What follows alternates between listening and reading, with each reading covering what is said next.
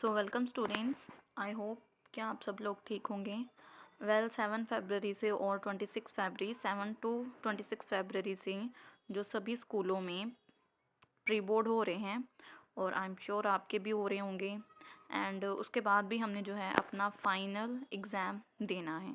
ठीक है, कुछ भी नहीं पता कि बोर्ड जो है क्या आगे डिसीज़न लेते हैं, पर हमने जो है अपनी टर्म 2 की तैयारी रखनी है। सो उसी के लिए हम जो आज हैं द गदर पार्टी द गद्दारी बाबा इन काला पानी जेल, ठीक है, उस चैप्टर के हम लॉन्ग क्वेश्चन करेंगे। सो फर्स्ट क्वेश्चन जो है, write in brief what you know about the Gadar party. The Gadar party was founded by the Punjabi Indians in USA and Canada.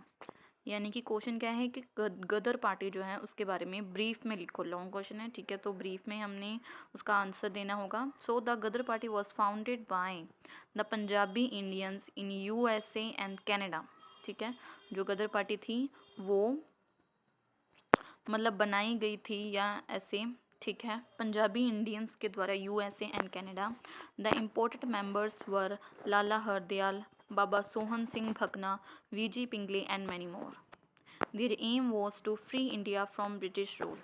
ठीक है, इम्पॉर्टेंट मेंबर्स जो थे ये नेम है उनके। उसके बाद their aim was to free India from British rule, वो इंडिया को आज़ाद करना चाहते थे ब्रिटिश गवर्नमेंट से। देयर रिवोल्ट फेल्ड इन 1915, यानी कि उन्होंने एक रिवॉल्ट किया था 1915 को, वो फेल हो गया। There movement was crushed bye the British government, उनके बहुत सारे जो मूवमेंट थे उन्होंने काफ़ी सारे प्रयत्न किए लेकिन फिर भी वो धीरे धीरे ब्रिटिश गवर्नमेंट के थ्रू क्रश्ड कर दिए गए। All the members were kept in special jail called the cellular jail. जो सभी जो मेंबर्स थे जो गदर पार्टी के पकड़े जाते थे, आंदोलन वगैरह करते, उनको पकड़कर एक स्पेशल जेल में डाल दिया जाता था कॉल्ड द सेलुलर जेल। और this jail was also known as kala पानी जेल। ठीक है, इसको हम काला पानी जेल के नाम से भी पुकारते हैं। They were treated very badly there, बहुत गंदा तरीके से उनको वहाँ पर रखा जाता था। They were force to do hard jobs, उन्हें बहुत ही मुश्किल और मेहनत करने वाली जो थी वैसी जॉब्स के लिए फोर्स किया जाता था। They were given bad food, उन्हें गंदा खाना दिया जाता था, बासी सड़ा हुआ। Many were hang to death, काफ़ी सारे मर जाते थे, कई सारों को मतलब कि ऐसी सिचुएशन में रहकर वो मर भी गए थे। और ऐसी सिचुएशन, इतनी गंदी हालत में कई लोगों को इतनी इतनी बड़ी बड़ी बीमारियां भी हो गई थी। सो बीमारी की वजह से भी वो मर गए थे और ऐसी सिचुएशन के कारण भी वे मर चुके थे। But they all were ready to die for their motherland India, but वो फिर भी तैयार थे अपनी मदरलैंड इंडिया के लिए, ठीक है, अपनी मातृभूमि के लिए वो मरने के लिए बेशक तैयार थे, इतनी सारी मुश्किलें सहते हुए भी। Then second question, how were the Indians treated in the cellular jail of Andaman and by the British officers. यानी कि ऑफिसर्स के द्वारा जो इंडियंस थे कैसे ट्रीट किए जाते थे सेलुलर जेल में जो कि अंडमान में थी। ठीक है, in the cellular jail David Perry was the jailer. David Perry जो था वो जेल का जेलर था। Murray was the superintendent of the jail and there was also a chief commissioner.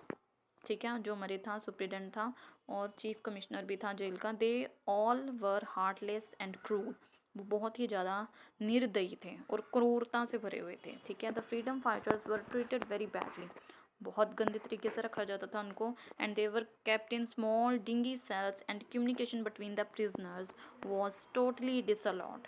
ठीक है, यानी कि उनको बहुत ही ज़्यादा मतलब छोटे से सेल्स में, जेल में, या कह लो कि ऐसे कमरे में रखा जाता था जिनमें उनकी दो मतलब कि अलग प्रिजनर्स, यानी कि किसी दूसरे प्रिजनर से बात, उनकी जो कम्युनिकेशन थी वो बिल्कुल ना के बराबर थी, नहीं कर सकते थे, वो टोटली डिसअलाउड थी। ठीक है, इतने छोटे स्मॉल सेल्स में रखा हुआ था उनको। ठीक है, and they were forced to do hard jobs like working on the oil mill to extract a minimum of 30 pounds of coconut oil and make their coed threads of coconut husk.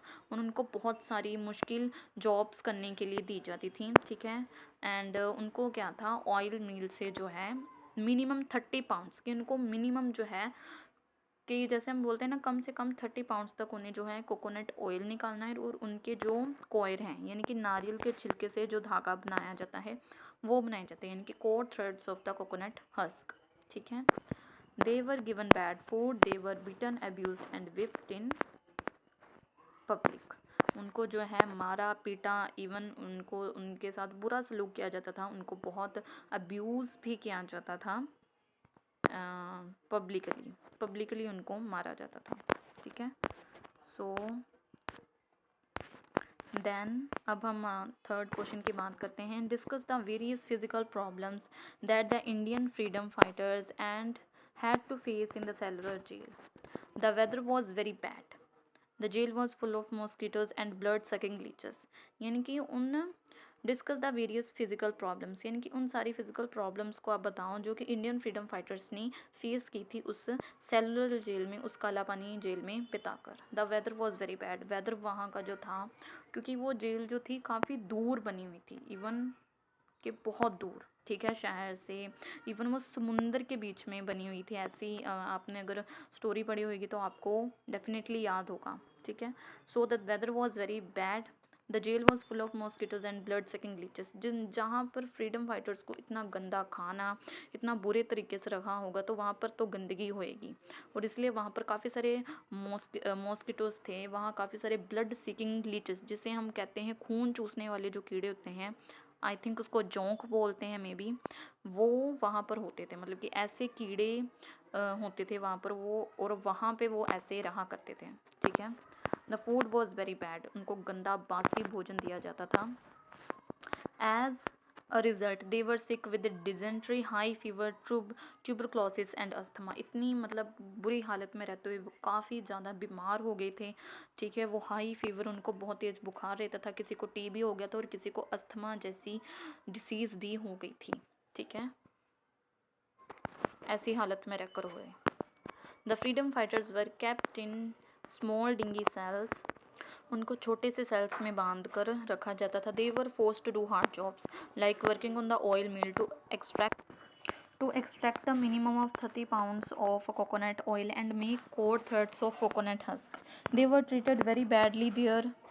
They were abused, beaten and whipped in public. ये जो 3 lines है ना, 3-4 जो हमने पढ़ी हैं, यहाँ से लेकर और यहाँ से लेकर, ये आप इस वाले क्वेश्चन में भी डाल सकते हो, ठीक है, इस वाले क्वेश्चन में भी हम डाल सकते हैं, और इस वाले क्वेश्चन में भी हम डाल सकते हैं, ठीक है। और इस वाले क्वेश्चन में भी 1-2 लाइन है, अगर आपने गौर करी होगा तो ये देखो, ये वाली लाइन्स हैं, ठीक है।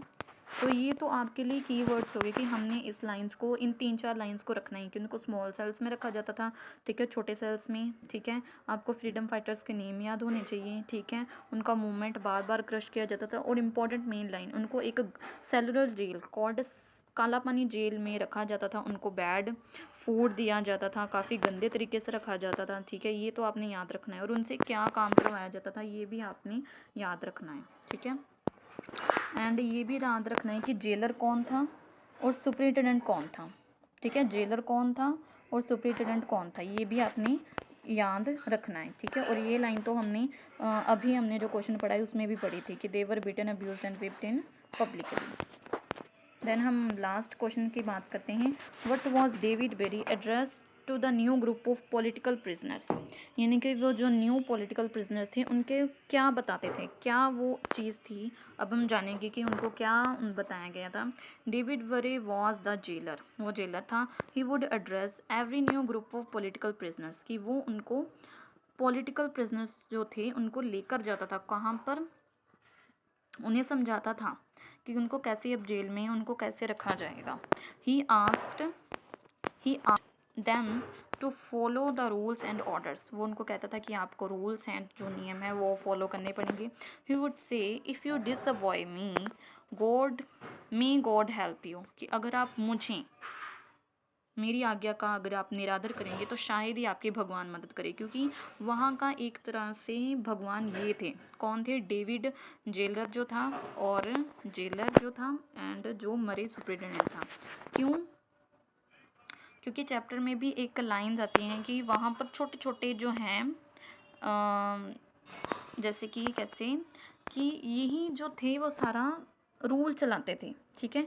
सो जहाँ पर जिसकी चलेगी उसके अकॉर्डिंग पे वो वहाँ का जो क्या था, एक गॉड माना जाएगा, क्योंकि वो कह रहा था कि जो मेरी बात के अंडर रहेगा तो वो ठीक है, नहीं तो फिर तुम्हें भगवान ही बचा सकता है। If you disobey me may God help you. ठीक है, क्योंकि एक तो दोनों के दिल में बहुत ज़्यादा क्रूरता भरी हुई थी, वे दोनों ही निर्दयी थे। ठीक है, remember that God does not come with in 3 miles of port Blair. ये लाइन बिल्कुल ठीक है कि हमेशा याद रखो कि भगवान आपको बचाने के लिए 3 miles ऑफ पोर्ट ब्लेयर में नहीं आने वाला है। ठीक है, क्योंकि जेकर आप मुझे निराश करोगे तो शायद ही आपको भगवान बचा सके। और ये भी बात याद रखना है कि भगवान आपको बचाने नहीं आएंगे 3 miles ऑफ पोर्ट ब्लेयर। ठीक है, सो ये क्लियर हो गया। The red turbans you see there are warders. ठीक है, रेड टर्बन्स में कौन से थे, लाल पगड़ी में तो कौन थे, वार्डर्स थे। ठीक है, जो वार्डन्स वगैरह होते हैं वो थे, ध्यान रखने के लिए। And those in black are petty officers, you must avoid them. और जो वो ब्लैक जिनकी वो ड्रेस हैं वो हैं पेटी ऑफिसर्स, यानी कि यू मस्ट ओबे देम, यानी कि वो वहाँ के एक तरह से